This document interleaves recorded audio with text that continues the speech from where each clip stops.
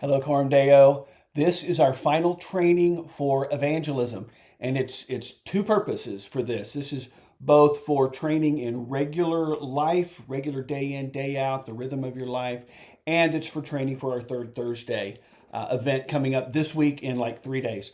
Really, what we're going to do, and this is going to be less than 10 minutes, so you can start your timers now if you want.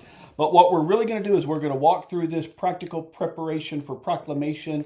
It's a little 2-page flyer, little booklet that came out. We put them out on Sunday, and if you didn't get a copy of this, if you didn't pick one up, we emailed a PDF, and if you didn't get that, shoot me a message or something, and I'll make sure to get this to you. There's also the book, which looks very similar to the flyer, but the book is, 20, 30 pages, and we used it in our first training session. If you don't have a copy of this, pick one up. It'll be helpful to you, sort of big picture. But, so what we're going to do today is we're really going to walk through this and just kind of talk through some practical things about evangelism and preparation for our event on Thursday. So the first thing that I want you to do is I want you to kind of think about this, kind of answer this question: what is your biggest struggle when it comes to evangelism? And I think we all have different struggles. Of course, we remember our 3 principles for evangelism from Paul's prayers are opportunity, boldness, and clarity. Clarity is probably the easiest one of those because we can all memorize a presentation, we can study it, memorize the verses and the flow and all of that. Boldness is sometimes difficult, certainly. But I would say that I think, at least for me, I know that I think opportunity really is the difficult one, right? Whether it be like opening the door for a conversation or turning the conversational corner. That's kind of the hard one because I've always thought that once the ball is rolling, once you've kind of gotten it started, that's when the boldness can kind of come in a little bit easier.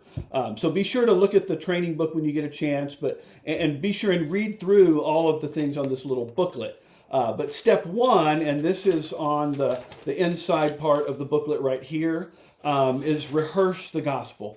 You need to rehearse just the details of the gospel. Remember yesterday in Ministry Matters, Paul encouraged us to read it out loud and do that over and over, and that will make it easier. And I know it's a little weird feeling and a little awkward to just sit, if you were to just take this 1-minute gospel here and just go somewhere by yourself or with a friend and just read it out loud and do that 2, 3, 4 times, you're going to become better and better and better at sharing it. You don't have to be like word perfect. It's not like you're being graded on every word and not missing a comma or a period. But the more you read through this out loud, the more it will flow easier. And here's even an idea to go with that. Whenever you get together with other believers, other members of our church, whether you have somebody over for dinner or you just meet somebody for lunch or coffee, start by just saying, hey, let's rehearse this. Pull that up, read through it, and then go on with all the other things that you were going to do. That's going to be very helpful, and it will help you be better equipped to share the gospel when the opportunity arises. Because you never know, God may just drop an opportunity in your lap. That could happen. Usually I feel like we have to sort of create the opportunity and kind of generate that, but God does sometimes bring those to us. And so we need to always be ready, as 1 Peter 3 says, always be ready to give a defense for the hope that you have, which is speaking of the hope that you have in Christ that people see in you, but do it with gentleness and respect. So we don't want to be overbearing or domineering when we share the gospel because we know it's inherently offensive. So that's step 1, is rehearse the gospel. Step 2 is engaging others with the gospel. And this is really that second page in this section. It's right here in your little thing. There's different categories when you think about engaging in the gospel. Engaging others with the gospel. There's like random encounters, people that you just sort of encounter in daily life, whether it be the cashier at the store or the person behind you in line somewhere, maybe a salesman. That's kind of at one end of the spectrum, all the way over to like, say, a Ray Comfort style, standing up and just, talking to people on the street, trying to gather a crowd. Those are sort of both ends of the spectrum of this sort of random encounters. There's also work. That's another category of opportunity, the people that you work with. Family is another category, getting together with family, whether that happens weekly or once a year, that's an opportunity. Neighbors, of course, that varies greatly. If you live in an apartment complex or an apartment building or in a regular neighborhood or out in the country, whatever, that's going to vary a lot. Or even social encounters. That's sort of another category, whether it be like the people that you see socially when you're out, going over to a friend's house for game night, or the people you see at the gym, or people you see regularly at the coffee shop. Basically, what you really should do here when we think about categories of opportunity is just think through the different situations and how you might engage someone with the gospel. And that's what that whole section in this is about, is thinking through the different venues that the Lord has given you, the different places that he takes you day in, day out, week in, week out. And always remember, God has a plan, right?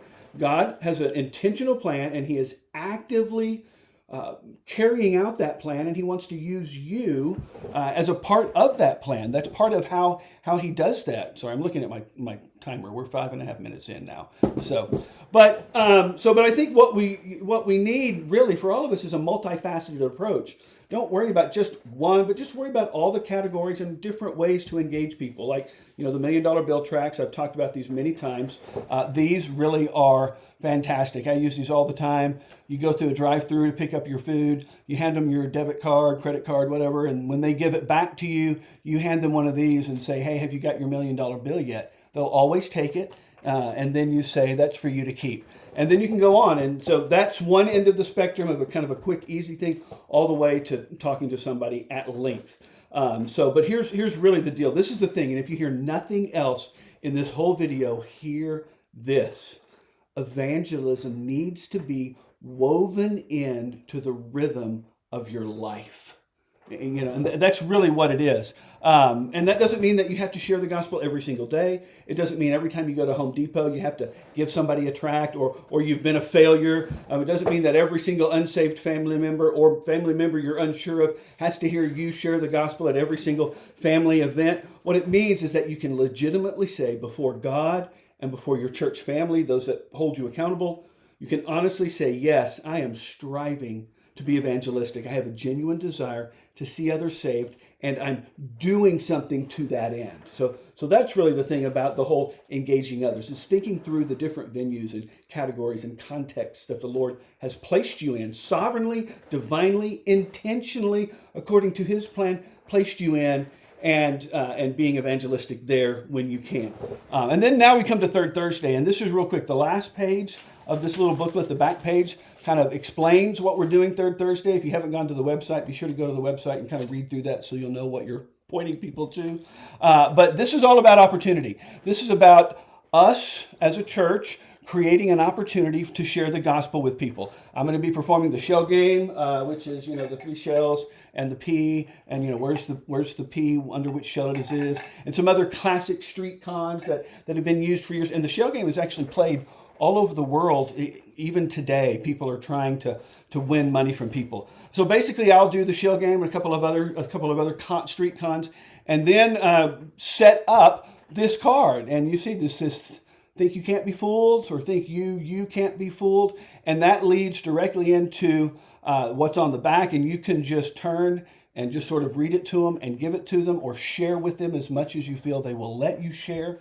We're also, if we have the opportunity, we would love to give out some of our cards and invite people to our church, especially since we're about to have a new building that's 4 times the size of our current building. We have plenty of room for more people to come.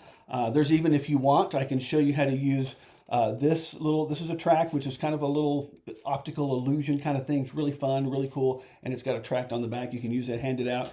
Everybody will get a little button that says think you can win, and you can wear the button on whatever shirt. If you want one of these shirts, talk to Caitlin really quick, and she can get you one on time. But there will just be other things there. It'll be a fun time. It'll be a scary time. It'll be an exciting time. And be praying that the Lord will provide opportunities for us to share the gospel with people as we're going out into the community. And this is outside of probably all of our comfort zones. I mean, I love to talk to people. I can talk for a long time. I enjoy that. But it's still, even for me, it's difficult often to turn that conversation to the gospel. So we're about creating an opportunity so that we can share the gospel with others. And even if you aren't able to, you think I can't do that possibly, come out and just support us and just be there and be a friendly face in the crowd. So that's this Thursday, the 3rd Thursday of May. We'll be at 614 on the southwest side, right in front of M&M Bistro. So come and join us there.